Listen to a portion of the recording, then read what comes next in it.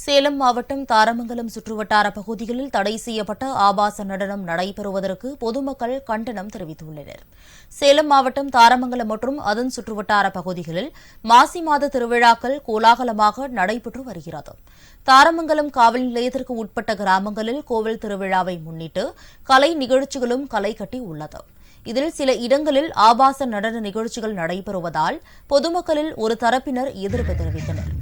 இத்தகைய ஆபாச நடன நிகழ்ச்சிகளால் இளைஞர்களும் சிறுவர்களும் தவறான மனநிலைக்கு செல்லும் ஆபத்து ஏற்படுகிறது.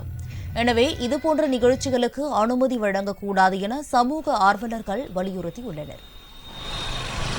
கவர்மெண்ட் பப்ளிக் எக்ஸாம் நடக்கிறதுனால மாணவர்கள் இதனால் ரொம்ப பாதிப்படைகிறாங்க.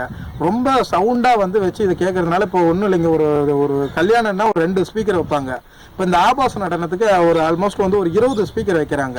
அப்போ அது எவ்வளோ அதில் ஒரு ஒளி வரும், அந்த 20 ஸ்பீக்கர் கேட்கக்கூடிய அளவில் சுற்று வட்டாரத்தில் எவ்வளோ மாணவர்கள் இருக்காங்க, அவங்க எவ்வளோ பாதிக்கப்படுறாங்கன்றது நம்ம யோசிக்கணுங்க.